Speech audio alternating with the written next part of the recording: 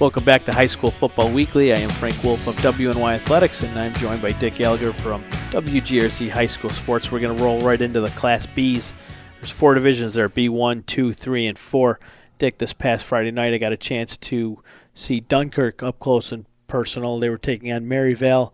Although Connor Desiderio wasn't playing, I really didn't know that heading there. I thought he was good to go, and I was going to see him, and I was really looking forward to that matchup. But when I got there and realized he wasn't playing, and I looked at that score, I said, oh, my God. Yeah, Dunkirk's pretty good. That running back, Christian Ortiz, he's only a junior, 30. He looked like a man among boys there. He's someone you're going to want to keep your eye on. They're coming up to Iroquois, and they have a shot to make the playoffs. They really do. They're coming in. They're in that B2 division. They had that loss to Maritime. No shame there, as Maritime's, I believe, 2-0 in their division. Or they're 3-0. I don't know. They could be 3-0. But Dunkirk has a shot here. If they could beat Iroquois, they got a shot at getting in the playoffs. So that's a very big game for the Chiefs. They're at home, and they've been playing good. That quarterback, Kleitz, has been spreading the ball around pretty good there. But Dunkirk's going to give them some trouble, especially defensively for Iroquois. I know that they lost a player, one of their starting linebackers, to injury. This Ortiz kid is going to give them fits. And that could be an upset there. I wouldn't be surprised if Dunkirk pulls that out. I don't know how much you know about Dunkirk, but keep your eyes on this number 30 Ortiz. He's a big back, difficult to bring down. And Maryvale had trouble with him all day.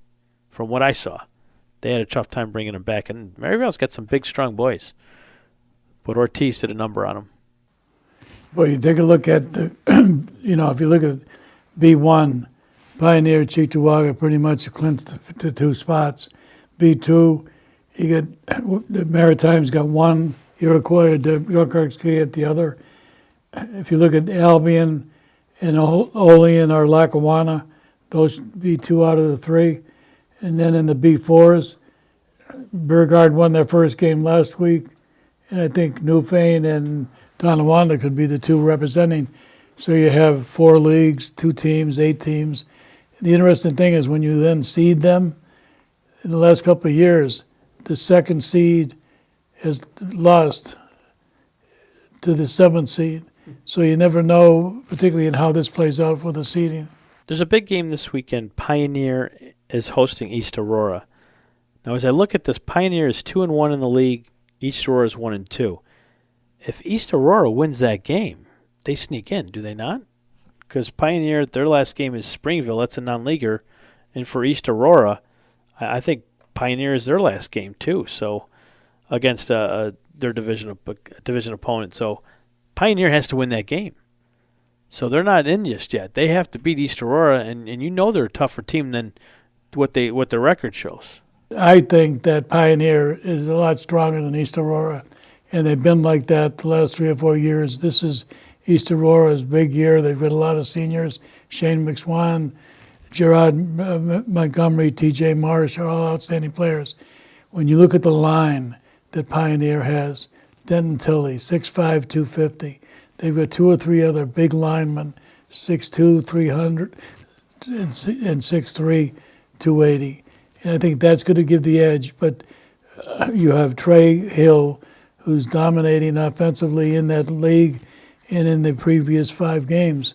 So I just think that when you look at the talent that they showed this year, unless there's injuries that we don't know about, I'd have to give the edge to the Panthers. Yeah, I would too. I just think that's going to be a very physical game. And if the weather is funky Friday night, then I'm going to throw all cards out the window, because maybe they could slow down that running attack of Pioneer if they have to force them to throw the ball. They have some quarterbacks there, but none of them that really impressed me too much when I was there a couple of weeks ago. So I think that if weather's going to be a factor Friday night, I don't think it favors Pioneer, to be quite honest with you. I think it favors East Aurora. That's where I'm going to go with that. So maybe we'll bet another lunch on that one. I'm going to get Jimmy Dupree and all the boys down there mad at me. Did you call your meteorologist before this show? I don't have a good one anymore. I'll tell you what, I want to just real quick, B1 Looport. I know they're not having a great season, but they have a dynamite running back there. And I butchered his name on this show in previous weeks. So try it again. Gino Fontana Rosa. You may not hear about him too much because his stats are not on our website. And for one reason or another, there are coaches that will not or have not put stats into WNYathletics.com. That I understand why, or maybe why not. I don't get. This is a kid who is leading Western New York in rushing. But you don't know that because the stats are not in anywhere. They're not on Max Preps. They're on WNY. Get your stats in on the site, please. Help these kids out get noticed. You have no idea who's coming to the site to look to see what games to go to. If I knew there was an 850-yard rushing kid coming to Kenmore or somewhere, I want to make sure I go see this kid. Get your stats on the site.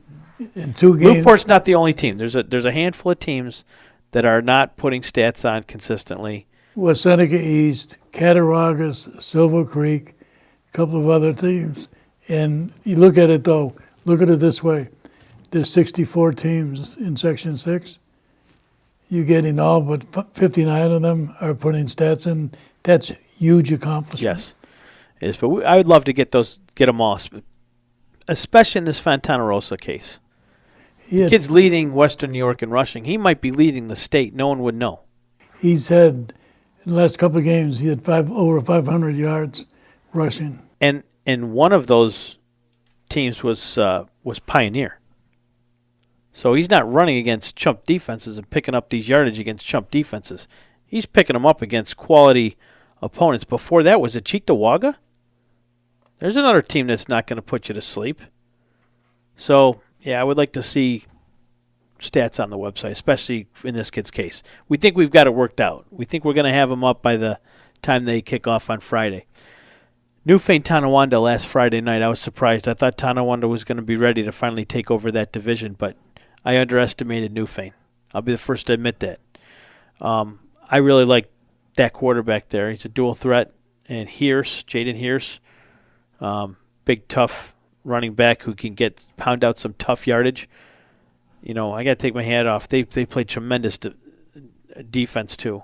Well, you got Garrett Stroke, who's got more yardage than Jared Hears. And then if you look at how well they play and the number of seniors they have on that team, they could be forcing the bees, particularly when you get 2 kids that size that can get the yardage, and particularly in this weather. Not today, but... Last weekend, Lackawanna was no match for Southwestern, but Albion continues to win. They're 5-0, 4-0 in the league. That's a team I haven't seen yet either. I know this Thursday they're up in Depew. I'm on a broadcast with Joe Kraus for Sweet Home, so I won't be able to see them on Thursday, but our Tom Prince will be on the sideline there. So Albion and Depew should be a pretty good game on Thursday night. Non-leaguer, but still, Albion wins that game. We'll get to meet some of those players afterward with Tom's phenomenal sideline reporting that he does. Albion last year was 7-0 in the regular season. They lost the first game in the playoffs, and I just think Lackawanna, they have several young players. Some of them as freshmen, they're going to be forced in a couple of years. But I looked at the Purple Eagles to really be strong in the playoffs. Brilliance Johnson, the name is the best name playing high school football. Brilliance. He had 234 yards last week.